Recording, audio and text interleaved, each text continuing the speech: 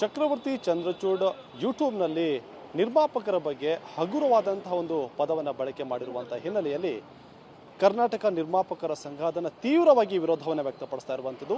ಈಗಾಗಲೇ ಹೈಗ್ರೌಂಡ್ ಪೊಲೀಸ್ ಠಾಣೆಗೆ ಬಂದು ದೂರನ್ನು ಕೂಡ ದಾಖಲು ಮಾಡಿದ್ದಾರೆ. ಸದ್ಯಕ್ಕೆ ನಮ್ಮ ಜೊತೆಗೆ ಹಿರಿಯ ನಿರ್ಮಾಪಕರಾಗಿರುವಂಥ ಮಂಜು ಅವರಿದ್ದಾರೆ, ಮಾತಾಡಿಸ್ತಾ ಹೋಗೋಣ.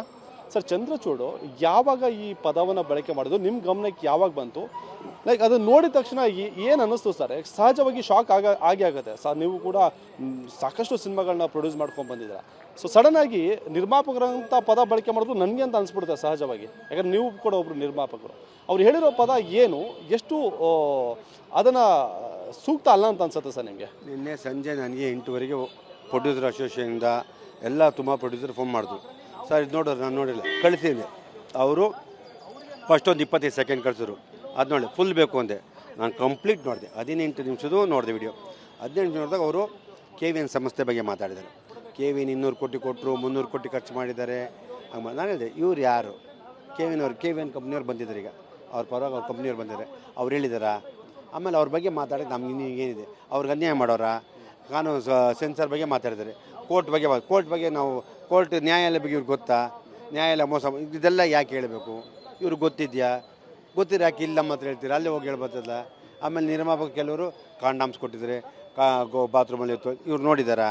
ಯಾರು ಅಂತ ಹೇಳಿದ್ರೆ ನಾವು ನಿರ್ಮಾಪಕ ಅಂತವ್ರನ್ನ ಯಾವ ರೀತಿ ಡಿಸ್ಟೆನ್ಸ್ ಇರ್ತೀವಿ. ಸರ್, ಯಾವ ಸನ್ನಿವೇಶಕ್ಕೆ ಈ ಪದ ಬಳಕೆ ಮಾಡಿರೋದು ಅವರು ಎಕ್ಸಾಕ್ಟ್ ಆಗಿ? ಇದು ಅವ್ರಿಗೆ ದುರಂಕಾರದ ಪರಮಾವಧಿ ಅಂತ ಹೇಳಕ್ಕೆ ಇಷ್ಟಪಡ್ತೀನಿ. ಯಾಕೆ ಹೇಳಿದ್ರು ಸುಮ್ಮನೆ ಇರಲಾರ್ದಲ್ಲಿ ಅವ್ರು ಯೂಟ್ಯೂಬಲ್ಲಿ ಏನೋ ನಂದು ಯೂಟ್ಯೂಬ್ ಜಾಸ್ತಿ ವ್ಯೂವರ್ಸ್ ಮಾಡ್ಕೊಳ್ಳೋಕೆ ಹೇಳಿರ್ಬೋದು.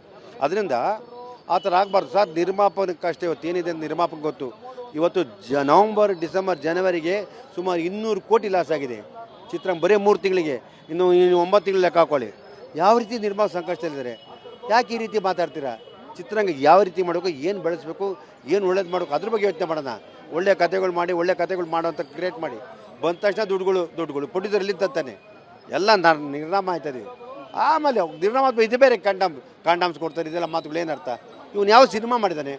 ಏನು ಗೊತ್ತಿದೆ? ಇವನು ಚಿತ್ರಕ್ಕೆ ಏನು ಕೊಡುಗೆ ಇದೆ? ನಾವಾರು 55 ಸಿನಿಮಾ ಮಾಡಿದ್ದೀವಿ, ಕಳ್ಕೊಂಡಿದ್ದು ದುಡ್ದಿದ್ದು ಏನೋ ಮಾಡಿದ್ದೀವಿ. ಏನಿದೆ ಕೊಡುಗೆ? ಯಾಕೆ ಈ ರೀತಿ ಅಗ್ರವಾಗಿ ಮಾತಾಡಿದೆ? ಅದಕ್ಕೆ ಚಿತ್ರೋದ್ಯಮ ಬಂದು ದಯವಿಟ್ಟು ಇದ್ರ ಬಗ್ಗೆ ಯಾರು ಇನ್ನು ಮುಂದಕ್ಕೆ ಚಿತ್ರೋದ್ಯಮದ ಬಗ್ಗೆ ಹಗುರವಾಗಿ ಮಾತಾಡಬಾರ್ದು.